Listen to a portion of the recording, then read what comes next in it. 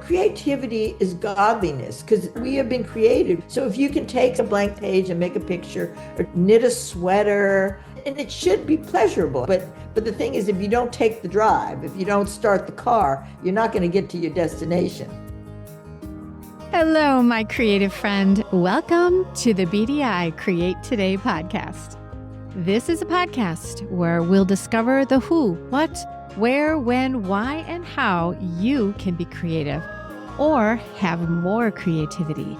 And together, we'll explore the extraordinary impact creativity can have in your life, in your heart, mind, body, and soul. And if we haven't met yet, I am Beth Buffington, a licensed artist, digital illustration instructor, and a creative coach living just outside of the windy city of Chicago, Illinois. But mostly, I am someone who is curious about how creativity can weave its way into our lives. Now, each week we're going to look at one or more of the sparkly facets that make up the ever-changing kaleidoscope that is creativity. Hello, my creative friend. Welcome back to another episode of Create Today with Beth Buffington. Today, I have a special guest that I cannot wait to share with you. Her name is Suzi K Edwards, and she is a former New York clothing designer and a renowned public artist. She's an author and she's an illustrator. She's written a series of books called the Doggos, which features original characters and exciting illustrations that she's created on her iPad using Procreate.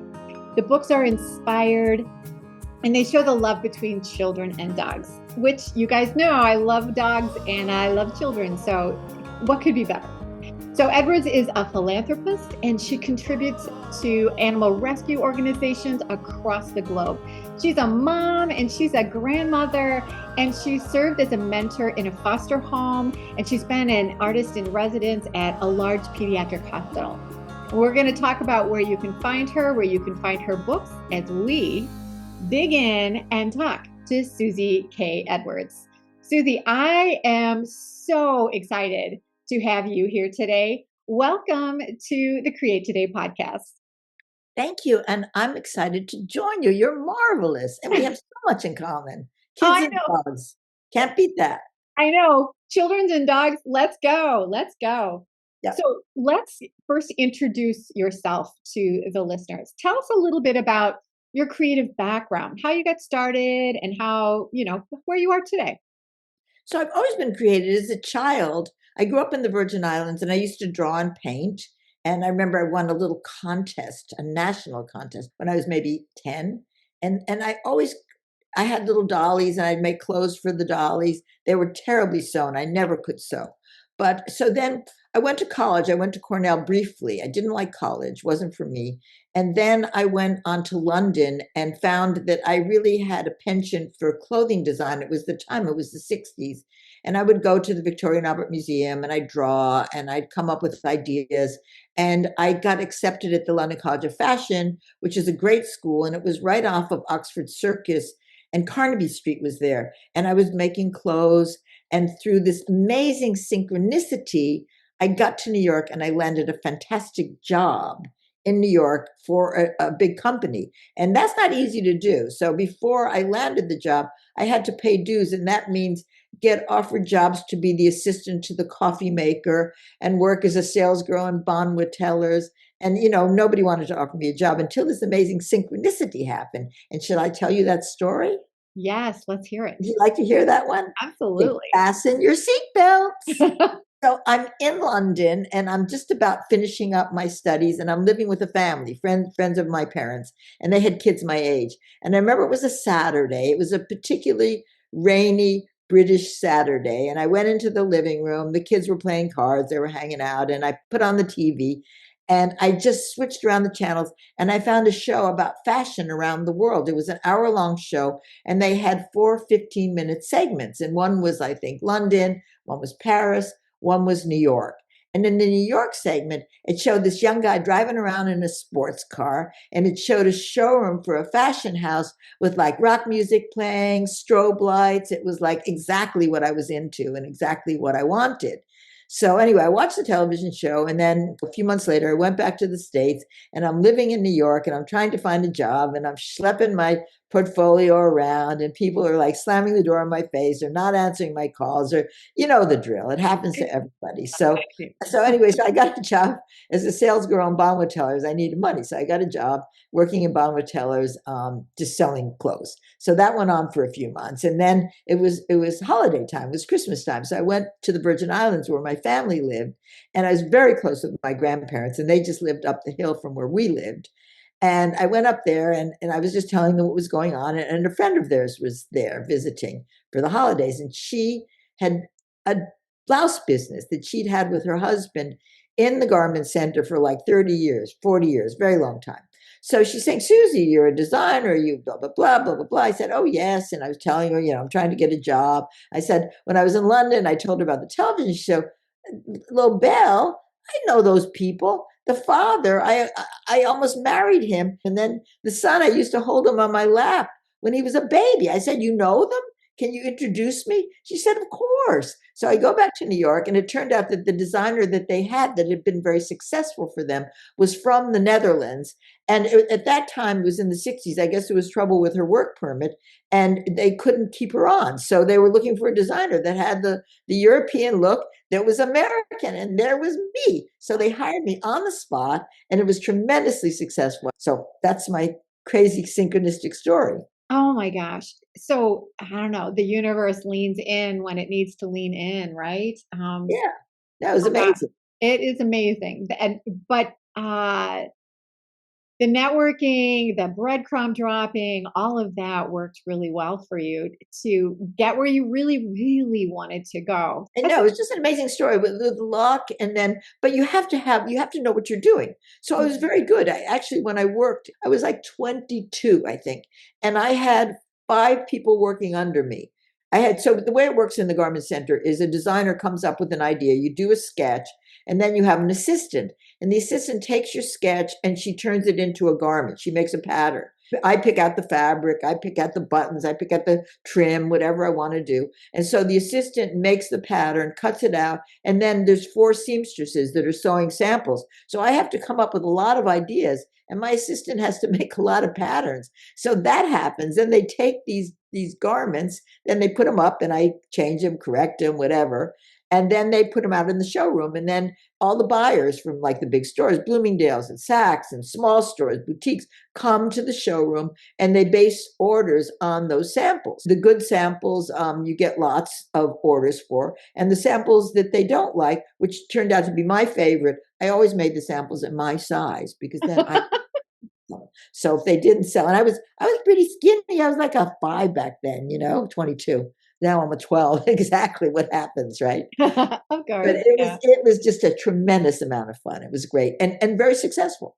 Oh my gosh, that's a great story. That is an amazing story. So, okay, so you're in clothing design, and then tell me how you transitioned from clothing into learning Procreate and writing books. Like, how did That's that happen? talking like a lifetime. Yeah. So I did the clothing design, and then I met this adorable English guy and got married, and that lasted 3.5 years. But I madly loved him. It was, probably if I met that guy now, we'd still be together. But anyway, back then, so after 3.5 years, we got divorced, and I was devastated, and I didn't want to be in New York anymore. So I hitchhiked up to Woodstock, and I lived in a teepee. And I got into yoga, and I stayed up and lived in Woodstock for a few years. Then it was actually 1972, and McGovern, who ran for president as a Democrat and against Richard Nixon, and lost badly. But anyway, so my father was his finance chairman. So they were in DC. So I decided to move to DC and help with the campaign, which I did. Then I got into yoga. I really got into yoga. And that was just at the beginning of yoga. And I met this really cool couple. There were artists in DC, and they took me to the Hare Krishna temple. And I loved the Hare Krishna temple. I thought that was just, I love the music. I love the food. I love the smell of incense. And I decided to go live in the temple. So I did that for 3 years. And through that, I met my second husband, Roy Edwards, who was my second and only other husband. And he was an artist, and we left the movement. We were doing art. I was living in DC, and I was making couture dresses for fancy ladies like senators' wives and socialites. And there's another girl that I met in the temple who was a fabulous seamstress. I could never sew. I mean, my sew looks like chicken scratch. It's the worst. But she was a fabulous seamstress. So I would design, we get the fabric. And since we're into that whole Indian thing, we're making these beautiful gowns out of saris for people. And we did that for a while. Then I moved to Florida and I started getting into public art. My husband and I split up and I started doing mosaics. I met another guy at a mosaic class and we started doing mosaics together. And we made a bunch of samples, put them in a showroom. I knew about making samples and putting them in the showroom from the fashion business, but it's the same thing, whatever you do. So I made the samples, put them in a tile showroom. And then the first public art job was a park in it's called the Florida Botanical Gardens in Largo. And I think that was in 2000. And they commissioned us to do this big mosaic bench and all these we did them on boards, on cement boards. So I learned what you can do to be outside. The first job, I mean, if it still exists, I'll feel very blessed because we didn't know what we were doing. We kind of had confidence. He was a good salesperson. We were both. So I learned to sell. In the Hare Krishna movement, I learned to sell. So I said, the best sales training on the planet you get in the Hare Krishna movement, because if you can get somebody to cough up $20 for a Krishna book at an airport, you can sell anything. Anything. Anyway, so that's how I got into public art and then kind of got good at it and started getting more jobs. So. I love mosaics and it's just amazing. There's just a lot of beautiful mind work that's going on while your brain is picking out shapes and colors. It's very meditative. Yes, it's very meditative. And you don't really need a lot of skills. So, I've been teaching mosaics at the Omega Institute and mostly to people that have never done them before. And people come out with really good stuff. I mean, it's kind of like collage. It's the same thing, but you're working with stone and tiles and glass and you're using other tools to cut them and to break them. But then you just kind of put them together and you don't have to have a lot of skills and you can make mosaics with literally anything. Oh, I love that. 3D collages, basically. Oh, I love that. Okay, so let's talk about your books a little bit. The Doggos. How did that little creative flame just sort of burst into being? Well, I started doing children's books when my kids were little, and I just would write them and do illustrations, but they never got anywhere. So my first book I wrote, this is my memoir, Quiet Mind, Crazy Heart. And I wrote this during the pandemic. And the way that it got published is I have a niece. My brother's daughter, Emily Kimmelman, writes mystery books. They're sort of for young people mystery books called the Sydney Rise series. And she self-published. So she has a formatter. So you need an editor. So I got a bunch of people to edit them. I paid them. You got to pay. If you want to self-publish, you got to have some money. It's not a tremendous amount of money. Unless you have some history or some career as a writer, a regular publisher is going to look at you. So the only really option is to self-publish unless you have great contacts. But anyway, so self-publish, you get editors, you get the book edited, a couple of editors I had. Then you get a formatter, and the formatter takes the final version that's been edited about 12,000 times and formats it. The person who formats it also puts it up on Amazon, and then they're for sale. You get reviews, you can promote them. I go on Instagram and Facebook quite a lot. Now I started TikTok just doing that stuff, it's kind of fun. I kind of like to do it. You have to do stuff to promote yourself. Doing this podcast is self-promotion for me. So, and telling you about what I do. That's part of the process. Now the Doggos. So that was the first one. So I did that during the pandemic. I just got to tell you something really cute though. So I was just looking for a copy of this to show you. And then in the cupboard, I found this book. And this book was done by my great-grandfather who lived in Poland, Russia. I'm not exactly sure. I think the Ukraine. And this was done, I guess, it was done in the late 1800s.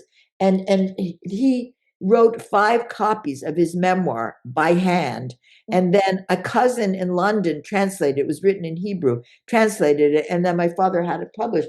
And then my father, the one who was George McGovern's finance chairman, he wrote his memoir. And again, self-published. It's not for sale. He just did it for his friends and his family. And then I did mine, and mine's for sale. So I thought that's pretty good. But I love that.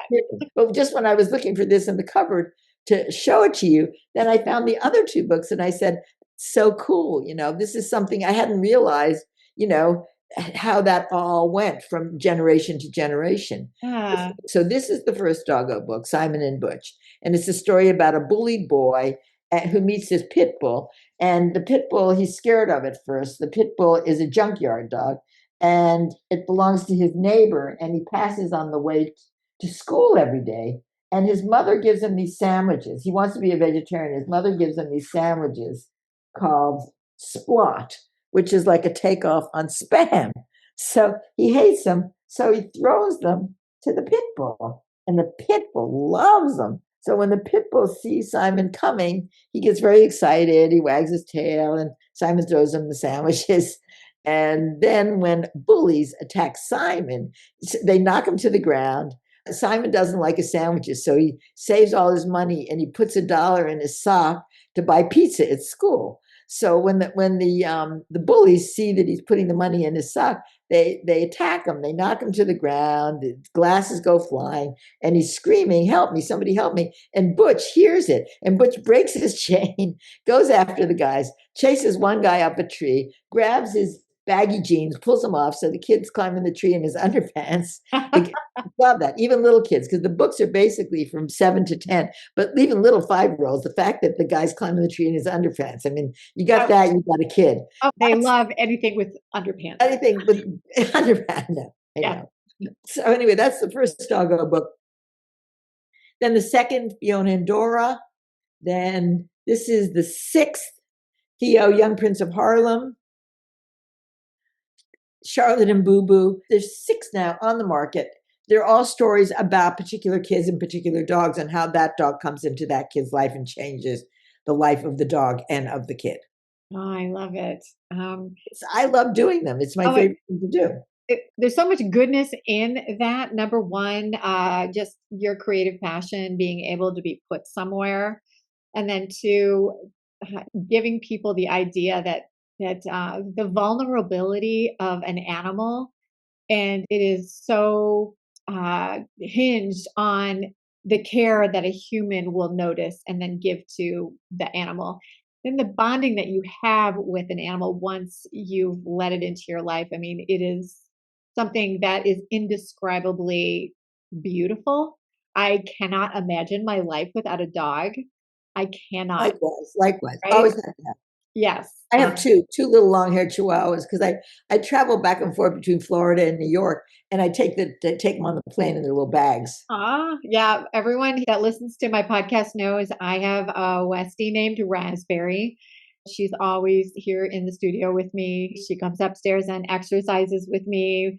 She likes to lay on the couch and watch me draw. I mean, she's my shadow. So I love how your books are reaching out about important messages that children need to hear. And so it's just such a great idea. Very well done. I mean, your illustrations are gorgeous. And as we talked before we started interviewing, that I am a huge Procreate fan, and the fact that you've done all your illustrations in Procreate, that's super cool. It's my favorite thing to do because I can just sit on my chair. If I'm drawing, I often listen to an audiobook, or I listen to a podcast, and I just draw. And there's something too about when you're drawing and you're listening to something, and so you're hearing words at the same time as you're drawing. So the kind of left brain that's verbal is engaged, and the right brain that's visual, spatial, it can just be free because the verbal part of the brain is already listening to something. So I find that's really useful. I do too. A lot of times when I'm drawing, it's when I watch television at night, because you don't really need to look at the television screen all the time. No. And I've done a lot of my licensing work on the couch and watching television with my husband. And one of my most popular licensing projects I drew during the 2020 presidential debates.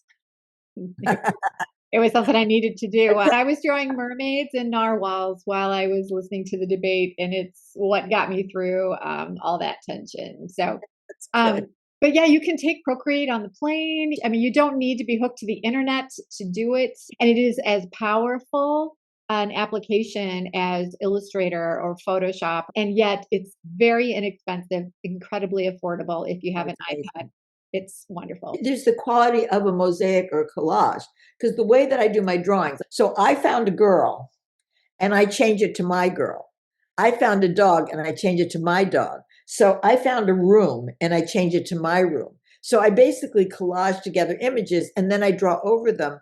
That's the lovely thing about Procreate. It meets you where you are with your skills in sketching or drawing or painting, and it makes it a lot of fun to explore and experiment. And the distances you can go in your skills as an artist will be totally changed when you work with Procreate, because And it that's allows you to undo things. If you don't like something, you can I change know it. instantaneously Yeah. erase, change them. Yep, or you put things on layers and you can turn things off and on. It's very forgiving, as a piece of paper is not. So anybody who's listening, this is another little good synchronicity of how I found out about Procreate. It was about 10 years ago. My youngest son is a doctor, and he had finished his medical school, and he was going to do his residency. And we were in New York or Florida, and he was in Minneapolis. So I flew out with him on the plane and helped him get his place together. We found him a little rental and got furniture and got him all set up for his residency, where he met his wife, who's now his wife. So it's like these two gorgeous young doctors. It's a television show, Oh, Anyway, I was flying out there, and then on the way back, I'm on the plane, I'm by myself, and I'm sitting next to a guy, and the guy's got an iPad, and he's doing this very kind of sort of anime illustration. And being a talker, I said, well, "What are you doing?" And he said, "Oh, it's Procreate." I said, "What's that?" And he said, "Oh, it's a program for artists." And he said, "I just came from teaching it at a workshop." And I said, "Wow." And he said, "Yeah, you can download it for $5." So I did. When I got home, I downloaded it, and then I had it for a while. And then maybe I did a little drawing for something I was going to do. And then when I realized that I can import things, it took me a few years to kind of get into it. And now it's like my favorite thing to do. yeah. Oh, yeah. It's my favorite go-to application for drawing. It really I is know. so lovely. I don't even have drawing pads anymore. I Yeah. just do everything on my iPad. I got a big iPad, and then I got a little mini traveling iPad. Yep. It's great to take on the plane because I things know. are usually smooth enough that you can draw. So I love that we have that that We have a lot in commonality. common. We have a Yeah, lot in common. we do. We do. Now, before we go deeper, and we will, I want to take a moment to talk about our sponsor for today. Today's Create Today is sponsored by Silva Sessions. Now, this is new, something new that I am doing with my dear friend Lisa Murphy, who is a health coach who helps people cope with life in whatever season they are walking in today. And Silva Sessions is our new twice monthly creative renewal experience that is born from our Silva Solace retreat this fall. And it provides better well-being by nourishing you with our 3 C's. Core care, which is better care of your physical self. Creative care, which is better understanding of your physical self through exploration of your innate creativity, and through the 3rd C, which is community. When you're in a good community that encourages and supports you through understanding and empathy and celebration, well, you're just a better person. So these sessions will help keep your creative flame alive, strong, and resilient throughout the year. So if this episode is reminding you that you need to make space for your art, for your creativity, because it is important for your health and your well-being, Silva Sessions is just what you need. And you can join us anytime by visiting www.bdi-create.today/Silva Sessions. And Silva is spelled Sylva. My friend, you need to say yes to your creative care. So let's talk a little bit I mean, when I talk to you, Susie, just the confidence that you have in yourself, it just exudes. I mean, I'm feeling it over here, and Hard I'm won, my dear. yeah. Many battles, many wars, Yeah, hard won. so talk a little bit about how you gained your confidence to a couple things to be creative and then to push your creativity. I mean, so many people listening to this podcast are creatives who are trying to get their art out there, and Right. it is a hard thing to do, and it is often very scary. No matter the skill level someone might be as an artist, putting your work out in front of people to judge and critique or accept and to purchase, that is terrifying. So, how did you get how did you get your work out there? How did you get your confidence to allow yourself to sell your work? I think the confidence came when I was a clothing designer. And, I was not a confident child. First of all, I'm legally blind. So in my good eye, my vision is 2200. So my bad eye, the vision is uncorrectable. So this left eye, it doesn't see. I mean, I can see blur, but it can't be fixed. This one, you can see across the room, I can see 6 inches from my face. So I've been wearing eyeglasses since I was 2 years old. And in school, I was brutalized. I was picked on horribly, especially in elementary school, because, when you have bad eyesight, you're also not good at sports. And Nope. sports is really important in elementary school. Oh yeah. So anyway, so I was brutalized, and this is like a Dickens story. So then my I didn't get along well with my parents. My parents, for some reason, they didn't want a chatty daughter with eyeglasses. My father wanted, like, I guess, a little Doris Day, a little blonde, Grace Kelly little daughter, and I was this funny little kid with glasses, and my hair was brown. Now it's blonde because we got beauty parlors and stuff these Yep. days. So anyway, so I didn't have a good relationship, but I had a beautiful relationship with my grandparents, and they just adored me. My grandfather was a mobster. He was a famous mobster. He's part of the Bugs and Meyer mob back in the 1920s, and he had a Dickinsonian childhood. I mean, he was born on the Lower East Side of New York. I'd never heard anything about his dad. He had a single parent mom, and he supported the whole family. So he became a prize fighter, and he won fights, and he got money, and he with his first money, he invented a formula for nail polish that he sold to Max Factor, and he was a chemist. So he sent himself to Columbia Pharmaceutical School, and then and he became a chemist, and when he sold his formula, he bought a limousine and a wardrobe, and then he started running with Bugsy Siegel, Meyer Lansky, Arnold Rothstein, and he was part of that mob, and he made millions of dollars during Prohibition. And after Prohibition, he went to the Virgin Islands and to Puerto Rico. He opened rum distilleries and bought land and built hotels. But he came from nowhere, and he made a great life for himself. And unlike my father, who just really couldn't relate to me, he just thought I was the sun, the moon, and the stars, as did my grandmother. So that love gave me confidence, because you got to get confidence somewhere, and it comes from other people. So the Okay. bad people that tell you bad, then the good people that tell you you're the best, and if you start hearing that voice. And, we all have a negative inner voice. It's just part of the psychological makeup of humans. Yeah. And, sometimes I look at something and it's not great. And sometimes I take my drawings and I throw them away. But usually I think they're pretty good. And the good thing about Procreate is if you don't like them, you can change them. You can. Yeah. Yeah. Then you just have to do it, and don't doubt yourself, just do it. And if you don't like it, throw it away and try something else. And everybody's not good at everything. You just have to be good at something.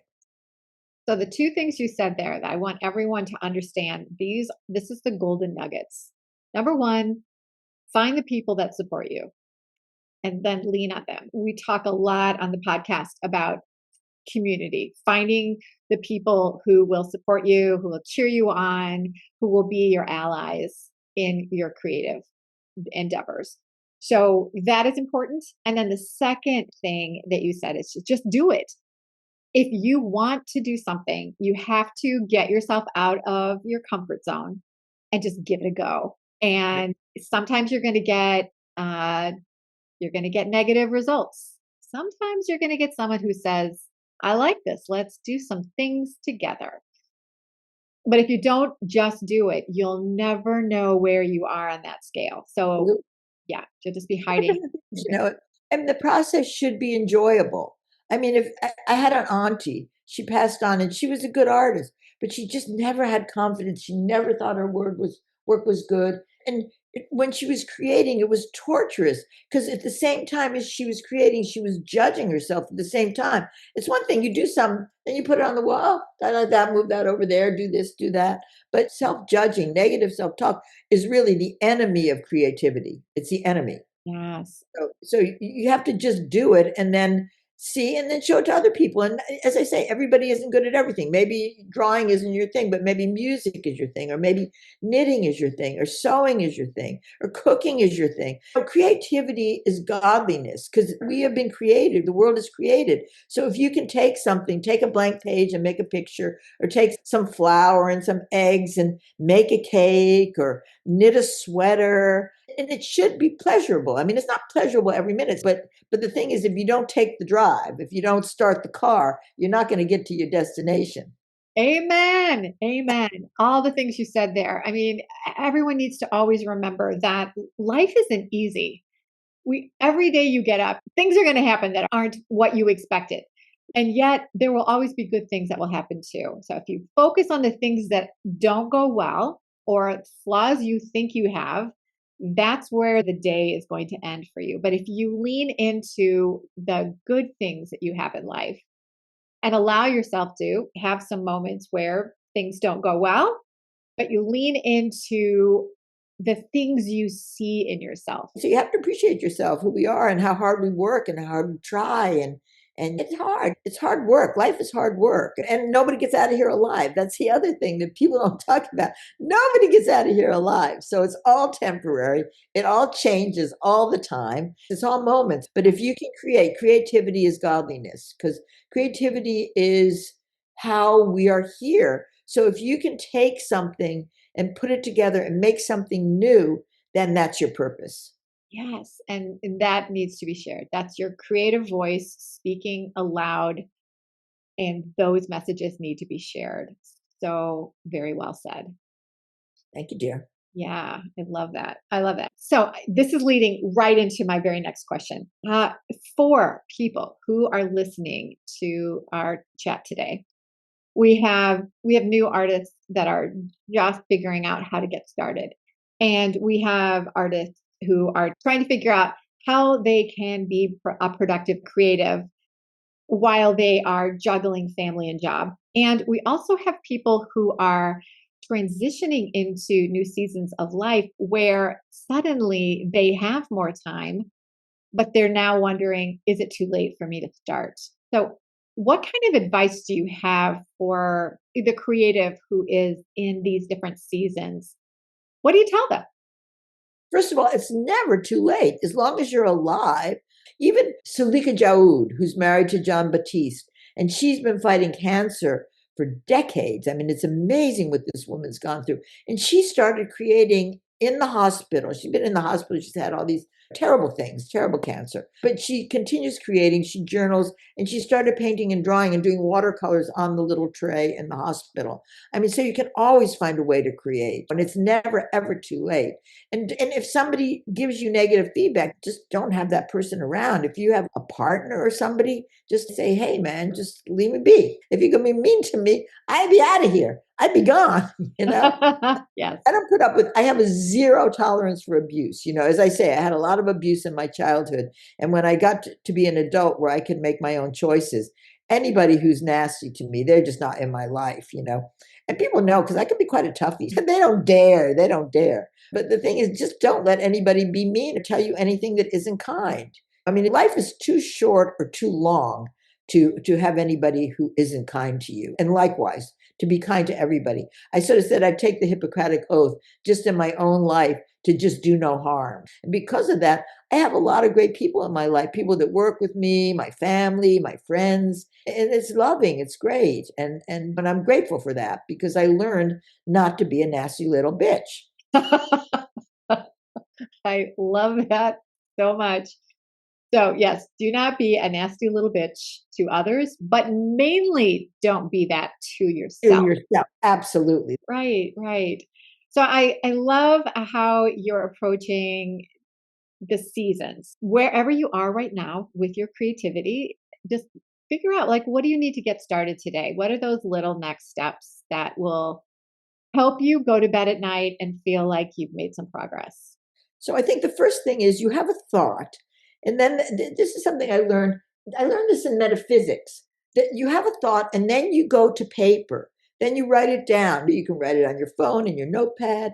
What am I going to do today if I want to say, okay, I want to knit a sweater. Okay, so the first thing, okay, I want to knit a sweater. Then, okay, maybe I'm going to go online. I'm going to look at pictures of sweaters, see what kind of sweater I want to make. And if you've never knitted before, I wouldn't do a sweater with 16 colors and stars and patterns. Do something simple, but start with something that's within your scope. If you've never baked a cake before, don't think you're going to do somebody's wedding cake. No, maybe No. make a birthday cake for your son, make a cake for your husband, make a cake for yourself, and just get a recipe, get the ingredients, and do it. But you have to do it. You just have to do it. Yeah, and I Yep. think you've already said just have fun. Make Make sure it that fun. whatever you're doing with your creativity, that you're allowing yourself to just have a good time doing it. Absolutely. Absolutely. Yeah. And get started, but don't think, I've never done a picture before. I'm going to paint the Mona Lisa and I'm going to have a gallery show. It's hard. I mean, Yeah. I can't get a gallery show. I'd like to. I do, I'm doing these Procreate bigger pieces that I had them on Perigold.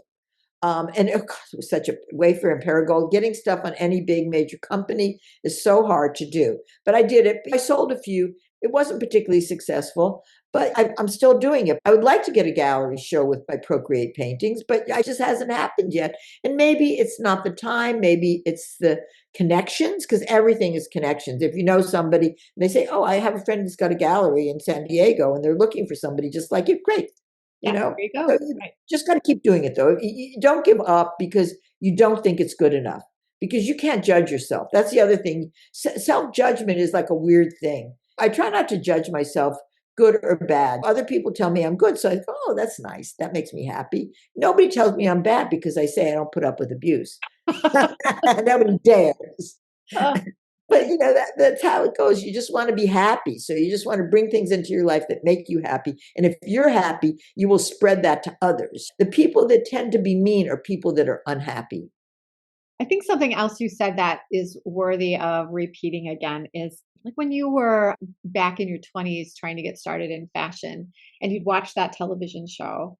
You talked about your fashion and you talked about your desire to do things in fashion.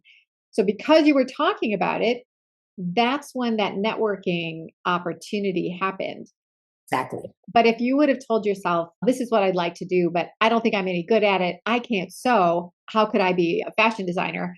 And then you don't talk about it because you have these thoughts about yourself that you lean on in a negative way instead of a positive way. And so that keeps you from just talking. Then you'll never run into those people who do those very things you just said. And I Absolutely. have a friend who is here who's looking for someone just like you. Now, spread your dream. If you have a Yeah. dream, don't just keep it hidden away. Spread your dream. Tell people, like right now, I want a traditional publisher. So I'm telling everybody, if anybody here is interested, I'll tell you how to get in touch with me. Yeah, absolutely. So you just have to do it and not be afraid. Fear is the enemy of love. Fear is the enemy of reason. When you have negative thoughts, that's what you manifest. So you Yes. manifest what you think about. So if you think about creative stuff, if you think about friends and loving stuff and things you want to do and planning trips and anything that's positive, that's what you're going to bring into your life. If you think about negative stuff, that's what you're going to bring into your life, that's going to manifest for you. Oh my gosh, I love that you said that. Glass half full, is your glass half full or half empty? And it is what you concentrate on that ends up being what you get in life. Right. Is Yes. the glass full of water? Is the glass full of wine? My glass is getting pretty empty here, but Okay, I'll fill it up again when we finish our talk. Yeah, The yes, glass, you right. always want to have in your glass something that's nourishing. Yes, yes. So be kind to yourself, and lean into your strengths, your joys, the things you're interested in, and talk about those things and see what ends up happening, because that's where the goodness in life really starts to catapult, is when you allow yourself the confidence to talk kindly about yourself. Yep, it's true. Yeah, absolutely. So Susie, can you tell us what projects are you working on currently? How should we go about finding the things that you're excited about these days? Okay, so I'm doing doggo book number 7 called The Adventures of Mary. And Mary is born in the jungles of Tanzania, Africa, because her parents both work on a cruise ship called the Norse Princess. And they're supposed to be going back to have the baby in America, but the baby comes a little bit early. So the baby's born in the jungle. And that's the beginning of Mary's life. And I'm not going to tell you anymore. So that's doggo book number 7. I am not going to self publish this book because somebody who works with agents, literary agents, says that a lot of publishers don't want something that's already been on the market. So this is going to be totally new. The other 6 doggo books you can get on Amazon. So I'm working on the story and the illustrations. And I just moved. So I just moved. I built this beautiful house on a lake out by the Omega Institute, and it was gorgeous. And I lived there and I found it was very lonely and isolated. So the realtor brought over a couple who totally fell in love with the place. They bought it on the spot for full asking price. And I found this terrific townhouse in the village of Rhinebeck. It's like 2 minutes to get to everywhere. I'm very happy here. So I just moved. That luckily I have good friends in my life. So my friend Robert's always worked in art galleries his whole life. So he came and he packed up all the art and we got the move done. So that's been a big project that's been going on all summer. So but now it's finally settling in, and then the Chihuahuas and I fly to Florida where we go for the winter. So that, Lovely, lovely. So that's one of the things I want to mention is, like, if you have children in your life, check out the Doggo books on Amazon. Christmas is coming up. These are amazing books. And I think that the Doggo books are going to be gifts for my grandchildren because they love reading and all of them love dogs. I mean, what's not to love? So let's support Susie and get on Amazon and help her out with her Doggo books. So anything else that you're working on right now that you'd like to share about? I'm going to make feng shui toilet seats. I'm like a feng shui fan. So in feng shui, the toilets are always a place where you lose energy. Well, this is a townhouse, it's new. It's only 5 years old. It's great. It's gorgeous. And there's 3 bathrooms. So what I'm going to do is I'm going to take regular toilet seats and I'm going to take little mosaic mirrors and I'm going to mirror them with little mosaic mirrors on Oh my them. gosh, that sounds beautiful. Like, so the lids on the toilet is But where yeah, the the up mosaic and are down thing. going. Okay. So, I love, you need to send me pictures of your toilet seats. And I will. so, Susie, oh my gosh, you and I could sit here and talk until Midnight. It's midnight. absolutely. We've just scratched the surface to the goodness that you could share with my listening audience. So I appreciate you coming today. Can you tell us how we can find you online? And everyone that's listening to this, know that this information will also be live links in the show notes. But where can we find you? Okay, so the way that I spell my name is Suzi, Suzi, then K, which is the middle initial for my maiden name, Edwards. So SuziKEdwards.com is my website. Suzi K Edwards 1 on Instagram. Suzi K Edwards on Facebook. Suzi K Edwards on TikTok. So I post quite a lot. I have fun. I did one today about dog yoga because I was doing my morning yoga and the dogs came over. They're very interested. So I did a little dog yoga post. And then also I do Substack. I do Substack from time to time. I consider myself more a visual artist than a writer, but I do love to write. So when I have something that I really need to say, I'll usually do a Substack post. Just write my name, Google it in, Suzi K Edwards. Okay, that's going to be an easy one to locate. And I'll have Suzi K. Edwards information in the show notes so you can have a live link to her TikTok, to her Instagram, to her Facebook. Easy to find. So, oh my goodness, Susie, you are just a wealth of creativity and confidence in moving forward with the goals that we might have in our lives, with our creativity, with how we take care of ourselves. I thank you so much for coming here today. Thank you so much for having me. I've enjoyed talking to you. You're charming, delightful, so positive. What good energy you have. Thank you so much. Oh, thank you. And Namaste. namaste. Everyone that's listening here today, I want you to think about the goodness you need to unpack in your life. Make sure that you always consider your glass to be half full and move forward with the positivity in your life.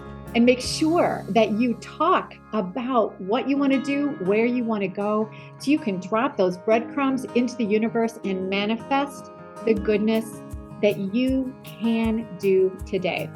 And no matter where you go, no matter how full your glass is today, my friend, stay creative. We'll see you again soon. Bye-bye. Bye.